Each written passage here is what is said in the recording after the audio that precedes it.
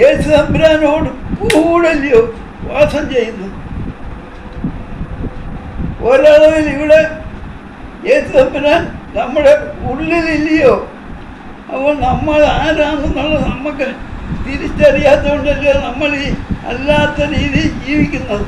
ഈ മരുഭൂമിയിൽ ഈ മണ്ണിന് വേണ്ടി ഓടുന്നത്. മണ്ണെ പ്രതി മാണിക്യം വെടിയല്ലേ എന്നല്ലയോ പാട്ടുകാരൻ പറയുന്നു. ഈ ദൈവവചനം നമ്മൾ പഠിക്കാത്തതുകൊണ്ടും അനുസരിക്കാത്തതുകൊണ്ടാണ് നമുക്ക് ഈ അബദ്ധം പറ്റുന്നത്. വചനം നമുക്ക് ജീവിക്കാൻ തന്നിരിക്കുന്ന ഈ മനുഷ്യൻ്റെ ജീവന് വേണ്ടി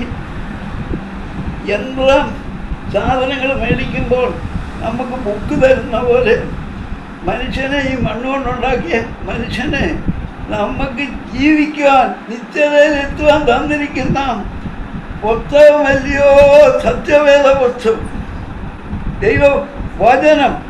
അത് നോക്കി പഠിച്ച് അനുസരിക്കാത്തതുകൊണ്ടല്ലയോ നമ്മൾ ഈ പൈശാചിൻ്റെ കണിയിലായി നാശത്തിൽ ചെന്ന് അവസാനിക്കുന്നത്. അല്ലെങ്കിൽ നമ്മൾ ഇവിടെ എത്ര ശ്രേഷ്ഠമായി ജീവിക്കേണ്ടതാണ്. രാജകീയ പുരോഗത വർഗമല്ലയോ? അതനുസരിച്ച് വേണ്ടേ നമ്മൾ സംസാരിക്കാൻ, ചിന്തിക്കാൻ, ജീവിക്കുവാൻ. അതില്ലാത്തതുകൊണ്ടല്ലേ നമുക്ക് അവസ്ഥ. നമ്മുടെ തലമുറകളും അങ്ങനെയല്ലേ പോകുന്നത്. വചനമനുസരിക്കുക, പ്രാർത്ഥിക്കുക. അതിൻ്റെ ശിക്ഷ നമ്മൾ അനുഭവിച്ചുകൊണ്ടിരിക്കുകയില്ല.